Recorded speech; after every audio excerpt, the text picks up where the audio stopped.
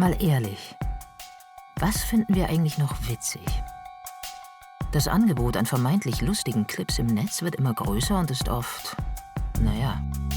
Wenn ich so durchscroll durch mein Social Media, dann sehe ich halt auch en masse Bullshit. Aber ich will es niemandem wegnehmen. Ich muss mal. Manchmal muss man lachen, oft auch nicht. Die Schwelle ist ja viel niedriger, dass das technisch möglich ist, dass jeder Hamperer was senden kann. Und auch sehr gute Leute natürlich was senden können, gar nicht despektierlich. Die Humorbranche boomt. Eine regelrechte Spaßinflation scheint ausgebrochen. Doch ist das jetzt schlecht oder gut? Ich finde, es wächst vor allem an verschiedenen Perspektiven und an Zugängen zu Humor und zu politischen Themen, die immer vielfältiger werden. Und das ist ja total schön zu sehen. Früher, da war Kabarett schwarz-weiß. Lach- und Schießgesellschaft, Politsatire, hoher Anspruch, zuweilen. Aber irgendwie oft auch nur moralische Selbstvergewisserung eines ganz bestimmten Teils der Bevölkerung. Ein alter weißer Mann stellt sich auf eine Bühne und ironisiert den Zustand einer Gesellschaft, die von alten weißen Männern so strukturiert wurde, dass andere alte weiße Männer möglichst viel Profit auf dem Leid... Du solltest den Begriff alte weiße Männer vielleicht nicht überstrapazieren, angesichts seines deutschen Kabarettpublikums. Max und Toni Uthoff. Vater und Tochter, Boomer und Gen Z. Das erste gemeinsame Programm. Kein klassisches Kabarett mehr. Letztlich ist das, was wir da auf der Bühne machen, die theatrale Umsetzung unserer Sonntagsfrühstücke, kann man sagen, oder? Ja. Und, wir reden über Social Media ganz viel. Wir reden über, wie sich junge Frauen teilweise von Männern bedroht fühlen oder was das für Ängste auch sind und wie die entstehen. Catcalling. Patriarchat, das ja für Frauen jeder Generation ein Spaß ist. Also da haben ja alle Frauen was davon, vom Patriarchat. Also, komm schon. Du machst jetzt seit 20 Jahren politisches Kabarett? Ja? Seit 10 Jahren eine Sendung im deutschen Fernsehen. Das sind insgesamt tausende Stunden politische Aufklärung. Und trotzdem ist Friedrich Merz Bundeskanzler. Ja, schon. Aber Alice Weidel existiert. Also gut, es ist eine Niederlage auf der ganzen Linie. Ja, servus, habe die Ehre. Hier ist alles weniger politisch. Lucky Punch Comedy Club München. Vor 3 Jahren eröffnet. Mit täglichem Programm. Jeden Abend mehrere Comedians hintereinander. Berühmte und nicht so berühmte. Meistens ausverkauft. Michael Mittermeier hat den Club in München gegründet. Er sah den Comedy-Boom schon vor Jahren kommen. In vielen Städten gab es da schon Bühnen für junge Leute, die sich einfach mal ausprobieren. Als Mittermeier als Comedian begann, war das noch ganz anders. So, als ich angefangen habe vor 40 Jahren, hat es einfach keine Open Mic Nights gegeben. Also damals war der Drill so, da hat es geheißen, wenn du auf Tour gehen willst, musst du 90 Minuten spielen. Aber es gab ja nur 2, 3, 4 offene Bühnen. Es gab in München das Robinson, es gab das Unterholz. Da hast du dann 2-mal im Monat gespielt, im Höchstfall 3-mal. Damit hast du nicht dich mal 2 Jahre entwickeln können.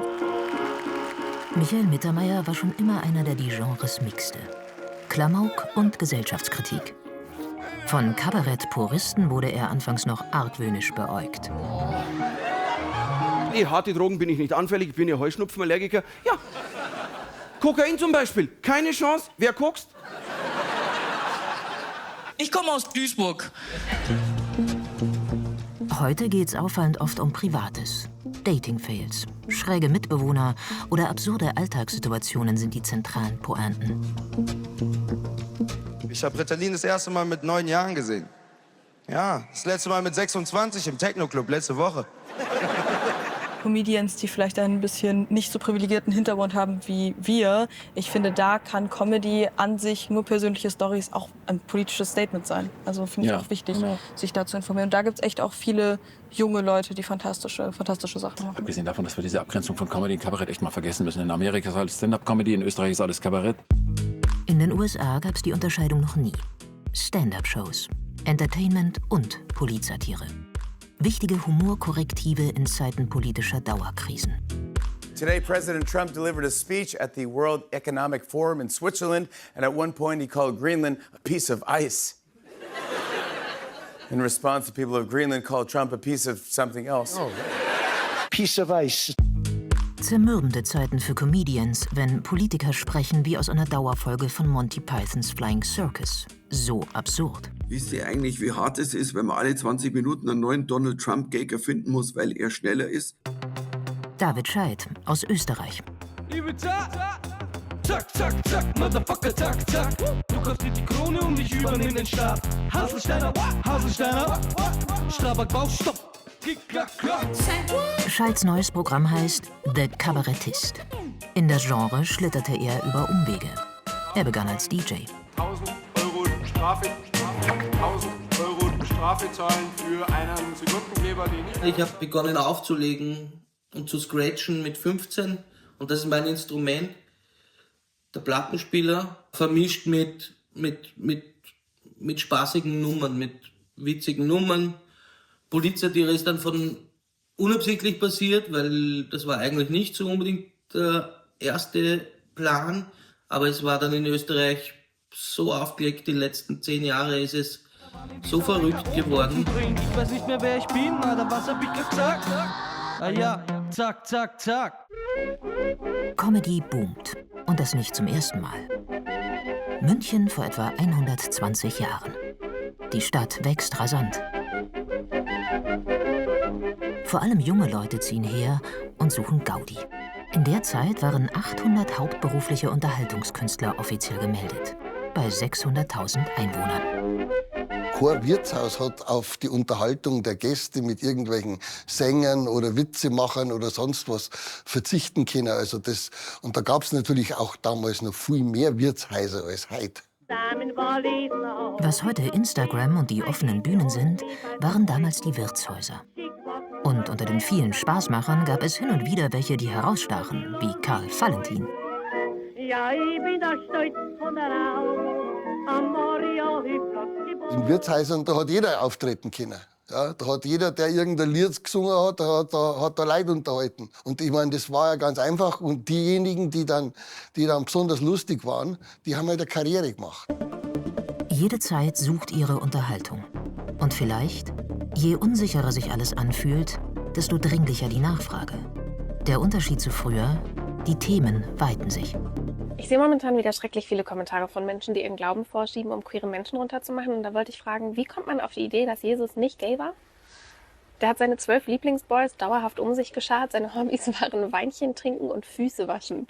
Und es werden immer mehr junge Frauen, es gibt immer mehr queere Perspektiven. Es gibt für jeden Humor mittlerweile jemanden, der den praktiziert. Es gibt für jede Lebensgeschichte mittlerweile Menschen, die auf der Bühne repräsentieren. Und das ist total schön zu sehen. Und wie sage ich immer, das Private ist politisch. Ganz genau. Ich kann dir bei jedem Thema, das wir heute Abend ansprechen, immer auch einen gesellschaftskritischen, politischen Aspekt zeigen, der was mit deiner Generation zu tun hat.